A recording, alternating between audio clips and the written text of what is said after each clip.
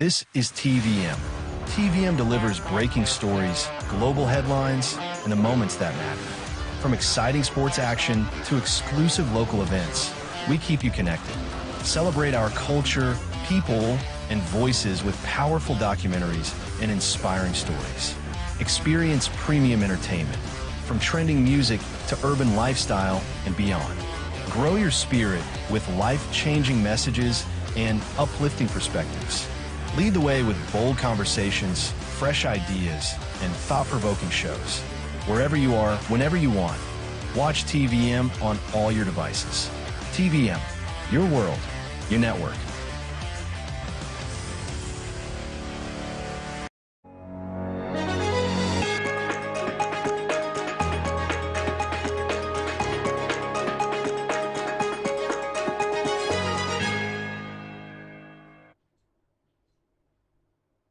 Hello, this is TVM's Business Update. I am Ogemoyi Juliet. Here are the stories making the rounds this hour. The World Bank says Nigeria's social safety net programs are failing to reach the people who need them most. In its new report, The State of Social Safety Net in Nigeria, the bank revealed that despite billions of naira spent yearly, only 44% of benefits actually reach poor Nigerians. According to the report, and I quote, Nigeria's social protection system is underfunded with spending at 0.40% of GDP, significantly below the global average. Coverage among the poor and vulnerable is low, and many programs are not well targeted, limiting their effectiveness in reducing poverty and inequality. To enhance the impact of social protection programs, Nigeria needs to increase expenditures to reach more poor people with adequate support and ensure sustained financing for essential services. Poor families spend about 70% of their income on food, leaving little for other necessities. The success of these reforms will be measured by their impact on the daily lives of Nigerians, particularly the poor and vulnerable. End of quote. The World Bank warns that Nigeria's heavy reliance on foreign aid for these programs leaves the country vulnerable to funding gaps and urges the government to create sustainable financing for social safety nets. And in Lagos State, authorities are improving the fisheries and aquaculture database to meet international standards recommended by the FAO and EU. The move aims to ensure accurate standardized data for sustainable management and policy making. The Commissioner for Agriculture and Food Systems, Ms. Abisola Olusanya, said Lagos is working closely with fishing associations and local communities to maintain consistent and up-to-date records.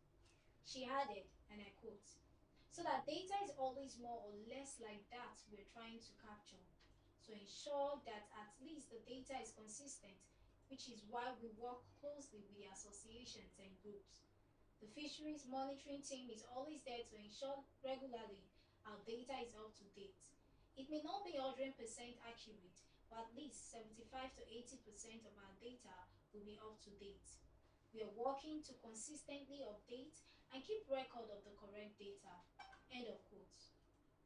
Olusanya explained that the updated database will enhance traceability, resource management, and compliance with international export requirements while reinforcing fisheries as a central part of Lagos culture and economy.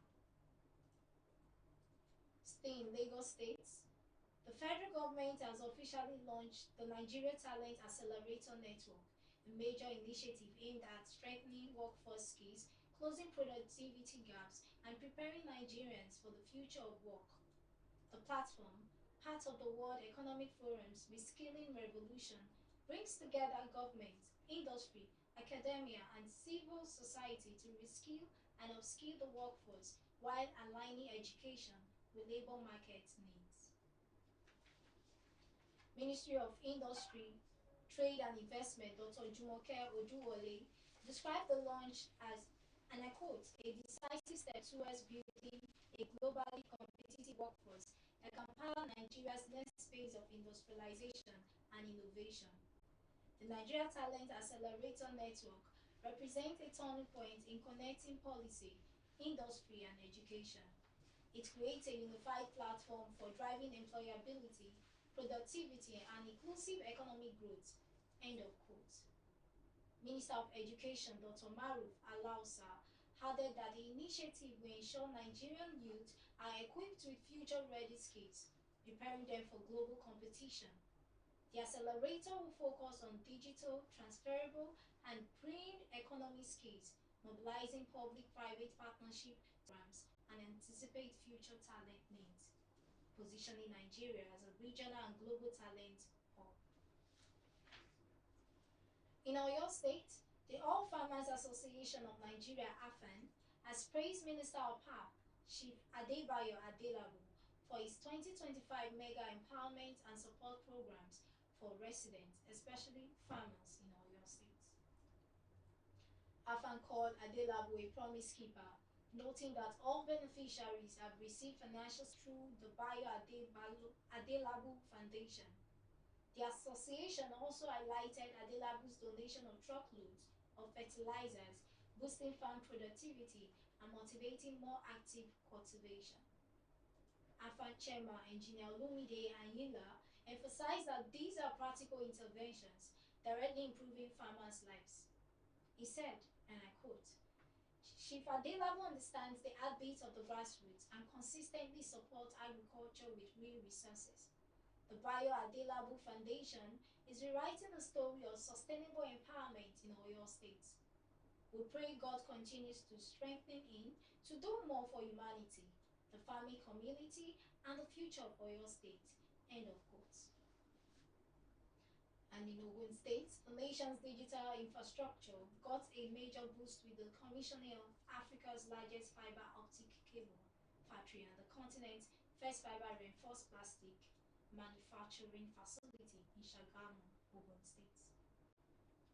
The plant, built by Coleman Technical Industries Limited, can produce up to 9 million kilometers of fiber optic cables annually and process 20,000 tons of copper and aluminium each month.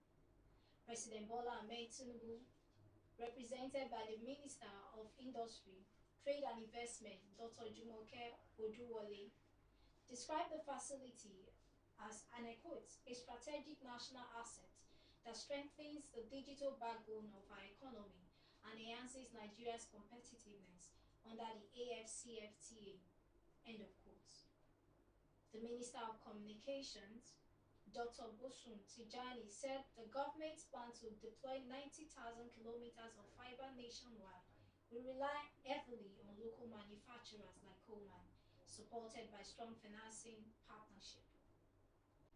Backed by the FCMB, the Bank of Industry and Infra Credit, the facility is expected to create over 20,000 direct jobs and 200,000 indirect jobs, generating more than 1 trillion naira in export revenue. According to Coleman Managing Director George Onofowokwan, Ogun State Government Prince Dapo Abiodun hailed the project as a milestone in Nigeria's digital infrastructure drive, noting it will close the digital divide, reduce import dependence, and expand opportunities in ICT, manufacturing, and logistics. Moving further, the senator representing Edo North, Senator Adams Oshomole, has urged the federal government to scrap excise duties on locally manufactured goods, insisting such taxes halt industries and job creation. He stated, and I quote, I do not think that we should impose a tax on anything manufactured in Nigeria because imposing a tax on it punishes government for producing at home. Oshomole called for incentives to boost local manufacturing, support small businesses, and review tax laws for fairness and efficiency.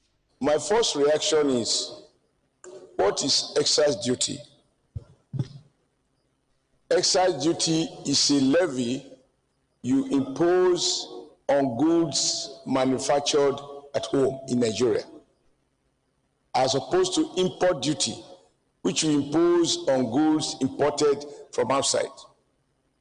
I do not think, with profound respect to my distinguished colleagues, that anything manufactured in Nigeria, that we should impose a tax on it. Because to impose a tax on it is to punish people for producing at home. Whether it is soft drink, it is sweet drinks. The only area in which this might make some sense to me is, for example, things like tobacco, because it has been very well established that tobacco causes cancer. But I drink beer, which contains, by some definition, it may well contain some sugar. And now you put excise duty such that it might become cheaper to import than to produce at home. I think excise duty is not appropriate in this environment at a time when we are trying to ensure that we promote local manufacturing and support the local manufacturing. I don't think government is also about making money. You must make money from sources that are helpful and are consistent with clear-cut national objectives. Levy on anything manufactured or produced in Nigeria, including this one. Therefore, I suggest that this bill should be terminated at this point. Well, I think We have with us in the studio Lawrence Aguele, and he's here to share his opinions on the senator's call. Mr. Lawrence, you're welcome. yeah, thank you very much. You're welcome, sir. What do you think about the senator's suggestion? Go straight to it.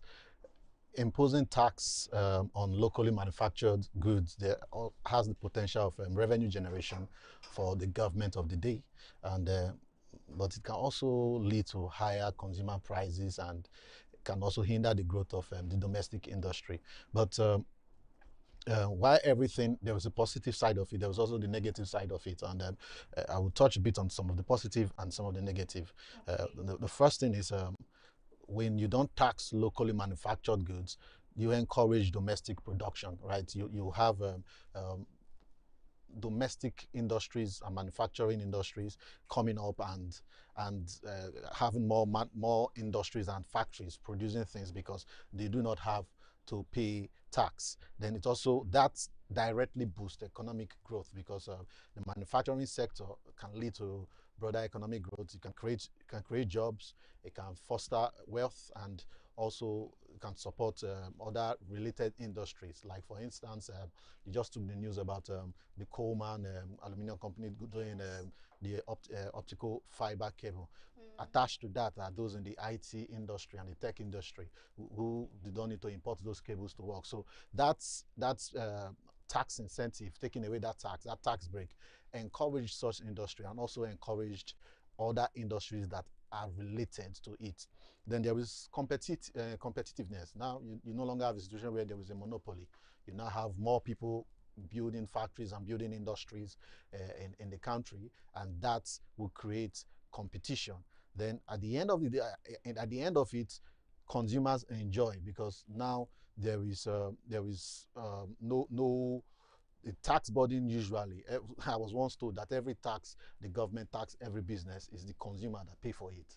So the tax burden really is no more there for consumers, and they can buy things at lower prices. Then by extension also inflation is also reduced. Inflation is reduced because once the producers or the manufacturers are no more paying those high taxes, they don't need to raise their prices up. So inflation is reduced, and also there will be exports because you have a lot. For instance, our petroleum now we're beginning to export refined petroleum because of Dangote. So if tax is taken away from locally manufactured products or from manufacturing companies that are domiciled in Nigeria or owned by Nigerians, it's going to develop, it's going to help and give us all this. But in every positive thing, there is a negative side where you have the government losing revenue because tax is a major source of revenue for the government, especially the government of today that depends heavily on tax.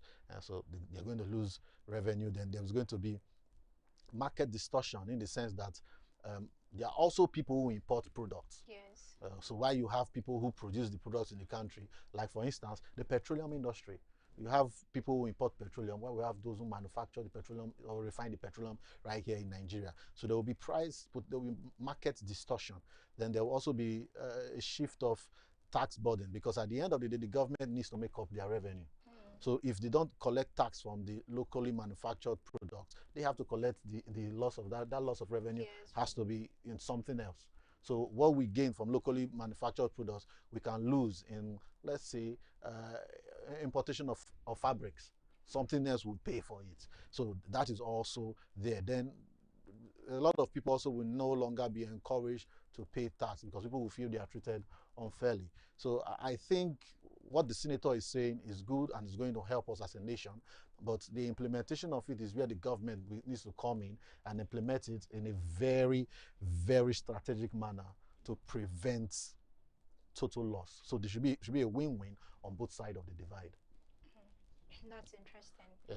Okay, currently, do you think Nigeria's tax system is fair for those people who owns small businesses like currently? Yeah, the tax the tax laws that was put into practice very recently actually give tax breaks to small development, where we are trying to grow our economy, totally take away tax burden from them. It makes sense that he's clamoring for that. It will be good for the nation, it will be good for our economy, but it is also government's responsibility to make sure there is a level of balance in how it is carried out. That is if they are going to do it. Okay, aside from this tax, is there any other step? Which other step do you think can help to boost the level of production in our country here in Nigeria? Well, there is the access to financing. The access to financing. Um, a businessman once told me that every big businessman you see, they do not build their business with their money. You are a big man, you are a successful businessman because your business is built with financing that you secure from somewhere else. So the access to financing, even if not everybody can access big loans or big financial grants, they can make provisions for some level of grants to smaller entrepreneurs who have ideas. Because at the end of the day, you, you have to make sure these ideas are viable, right? So when these ideas bring forth, you're going to have people who has job, because by extension, people employ people who maybe would have been on the street looking for jobs, or so every little business out there is a source of job. So it's a source of revenue to some people's pockets, right? Takes by extension, it reduces poverty. So I think access to finance is one thing that maybe the government should look into. Then power. I understand. I read somewhere that the president saying that there's going to be serious powers happened. But we hope this time he can get it right, because power is one major um, denominator in almost all businesses in Nigeria, even in the world. There's hardly a business that you will do that you will need electricity. So power is another thing. Then infrastructure, road networks, security. So there are a lot of things that the government will need to tackle to make sure that our economy thrives. Economy, unfortunately, is not just on paper, because on paper they will tell us that our economy is thriving, but at the end people are still poor because people cannot move their goods from point A to point B to market it. You understand? People need to also pay heavily on diesel to power their business, pay heavily on fuel to power their business.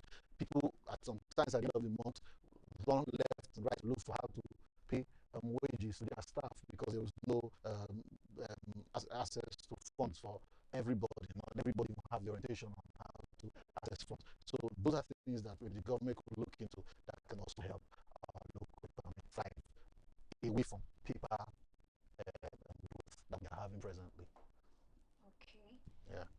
You mentioned earlier that a lot of people do not have access to finances, and there are some people that have um, idea on particular businesses, but they are not able to access their finance based on their level of education.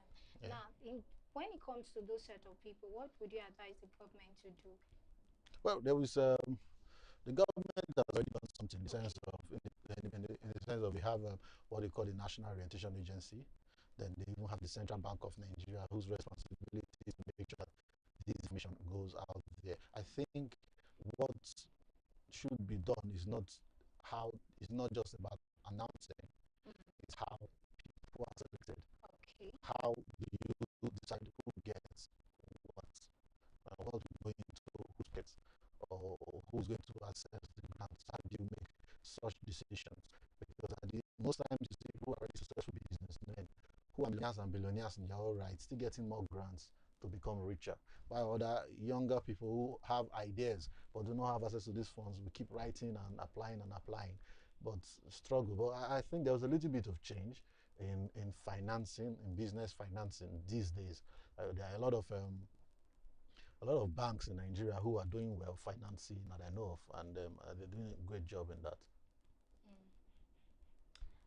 We've come to the end. Thank you, Mr. Lawrence, for joining us. Thank you for having We me. really appreciate. All right, thank you. At DSAG Engineering and Services, we anticipate, manage, and deliver. Since 2000, we have been a leading EPC company, ensuring customer satisfaction through quality service and timely delivery. With integrity, proficiency, and innovation at our core, we provide world-class solutions tailored to your needs. From engineering designs and construction to procurement, manpower outsourcing, and maritime supplies, DSAG delivers excellence. Partner with us today. Visit www.dsag.net or call +23 4807 254 8724.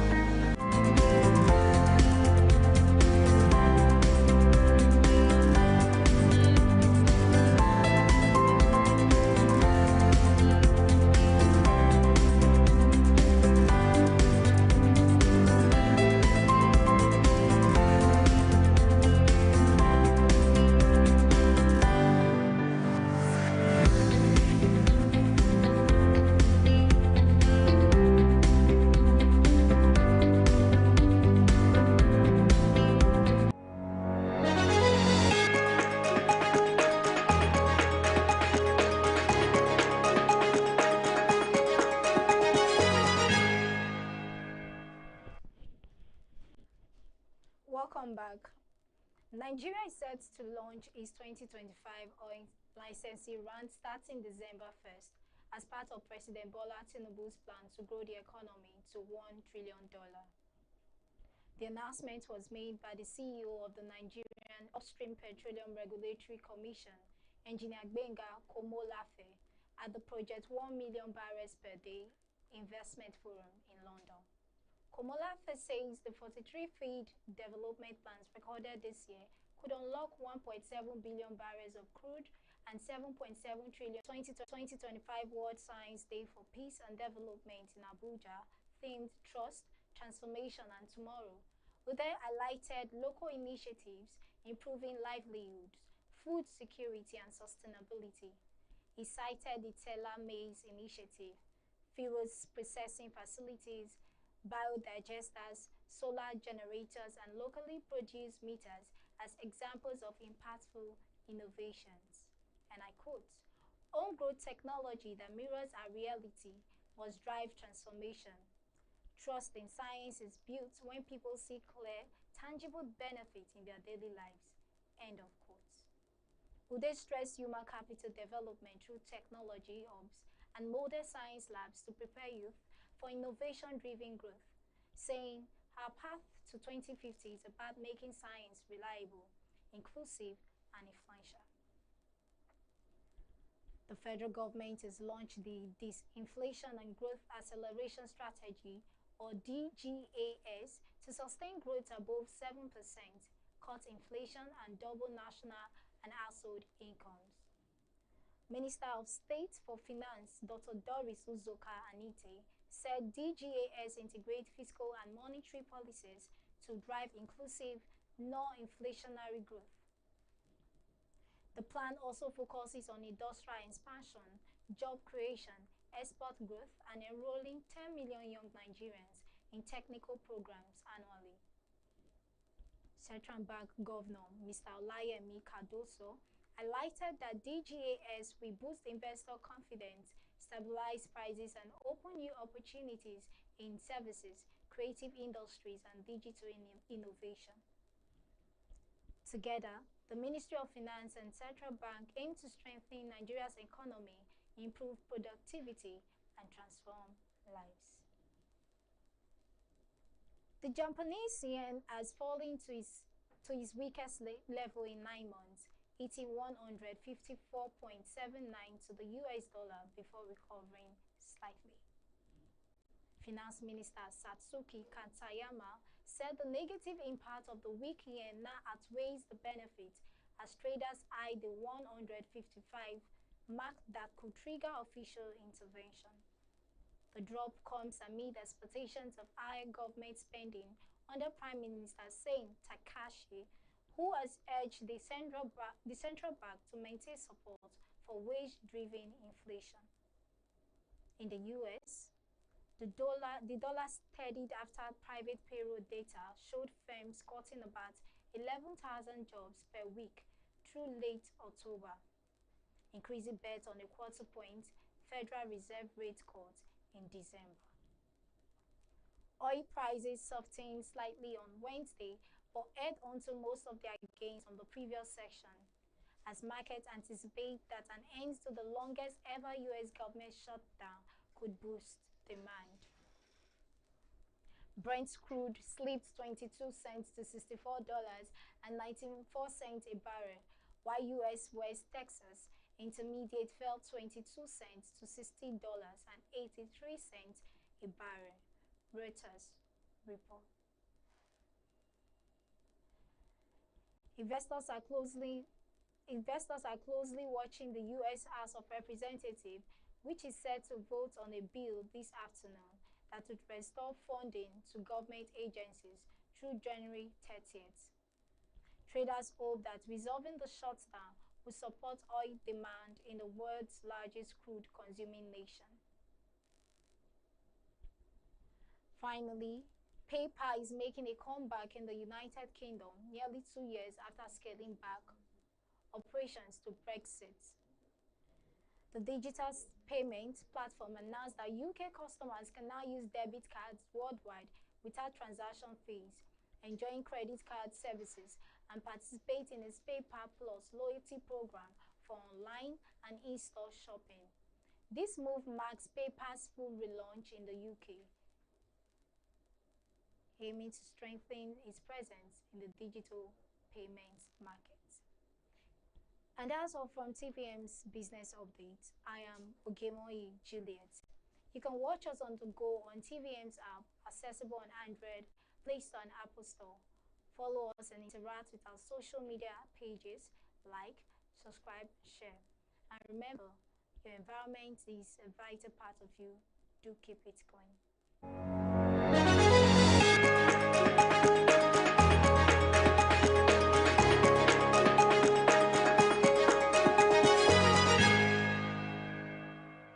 This is TVM. TVM delivers breaking stories, global headlines, and the moments that matter. From exciting sports action to exclusive local events, we keep you connected. Celebrate our culture, people, and voices with powerful documentaries and inspiring stories. Experience premium entertainment, from trending music to urban lifestyle and beyond. Grow your spirit with life-changing messages and uplifting perspectives. Lead the way with bold conversations, fresh ideas, and thought-provoking shows. Wherever you are, whenever you want, watch TVM on all your devices. TVM, your world, your network.